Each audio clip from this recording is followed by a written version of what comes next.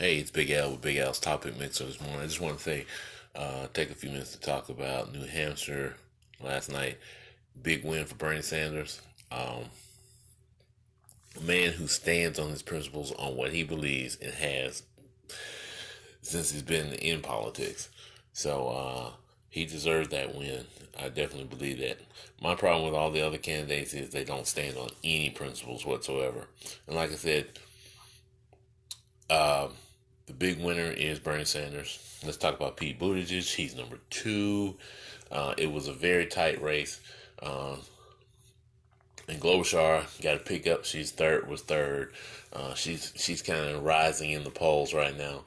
Uh, and Elizabeth Warren is falling off, way off. She's number four. But guess who was fifth place? Biden. Yeah, Biden is that guy.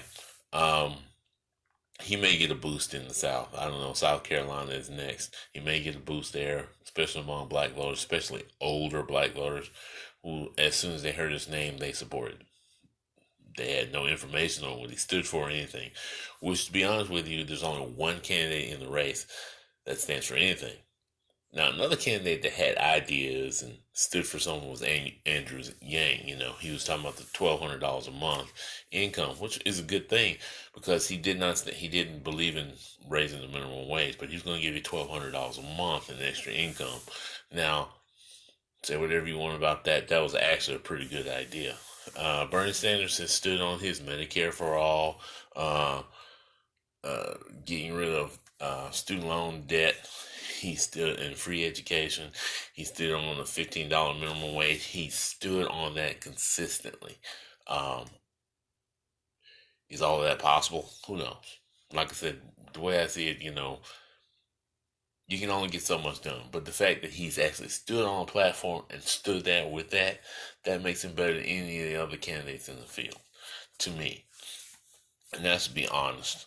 Um, he deserves this win.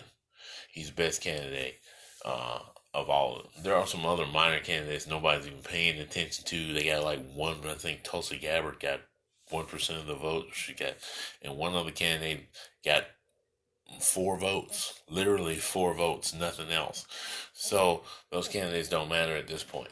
The way the race is shaping up, and the elephant in the room, I said on my page, the viper in the room is Bloomberg. Bloomberg is surging because of all the commercials he's putting out. He may be gaining with black voters as well. How, I don't know. This guy is stop and frisk, and there's some tape recordings out there. If I can pull them up, I'm going to put them on my next video uh, about how he felt about how you handle this, and about the guns on the streets, and how you profile young black men and brown men in New York when he was mayor there. Um, so if you want to be a supporter of the guy, cool.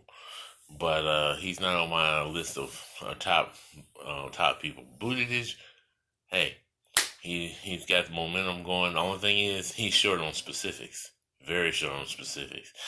Uh, he's like all the other candidates, other than Bernie Sanders, who's standing on his platform.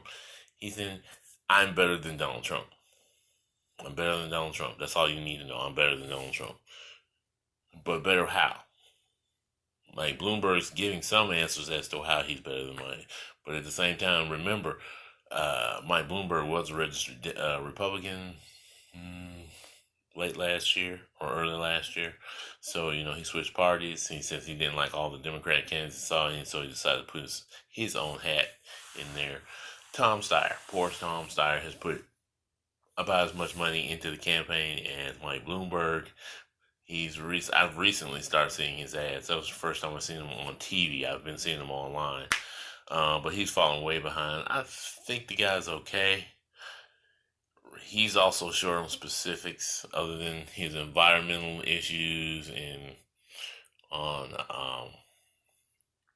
dealing with labor and things like that. He does believe in the $15 minimum wage. So, he's on the up and up in that regards. But the way I see things happening is this. And Bernie might be in a slight trouble. Okay, at some point Warren's going to drop out. When Warren drops out, he's most likely going to gain her voters.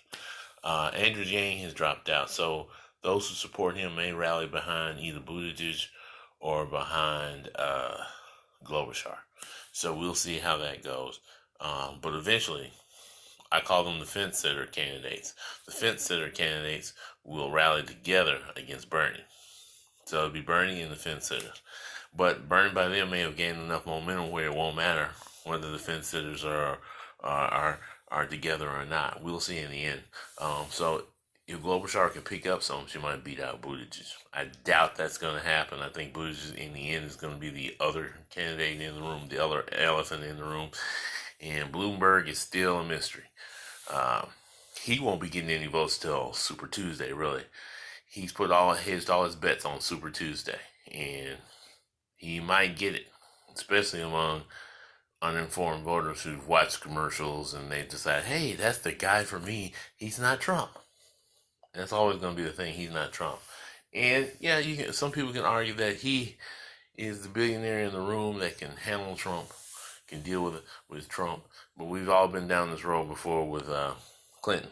Just a thought in hand that Clinton was pretty bad. And we know how bad Iowa was last week. Now, the only knock on Iowa and New Hampshire, it has been how white those states are. And, that's a Democratic thing. Demographics mean everything to the Democrats. So, and yeah, they can't be a knock because those states could be fundamentally different than the situation black people are dealing with. Even though there are black people in New Hampshire, black people in Iowa, it's a smaller percentage. Now they're headed to South Carolina. It's a lot of black people in South Carolina. In fact, I think it's one of the highest percentage of black people in the United States is in South Carolina. So we're going to see how well Sanders does among black voters. He's gaining momentum. I promise you, especially young black voters. They're getting informed. They love Sanders, what he stands for, what he's talking about. Medicare for all, taking care of student loan debt, free tuition. They love that stuff. How it's going to get done. He talks about that too. So he's got people rallying to his camp. So we'll see how this goes. Everybody saying, oh, he's always talking about free. Think about this. If you're not paying, this is dealing with the Medicare for all. If you're no longer paying that premium, some of that money goes back into the tax pool, and that money can be used to pay for Medicare for all. Instead of you paying this huge fee for insurance. I'll do a whole nother video about medical insurance and private insurances and the dangers and the things that you run into there. But again, excuse me, Bernie Sanders wins by a narrow margin in New Hampshire. Moving on to South Carolina. Y'all have a wonderful day.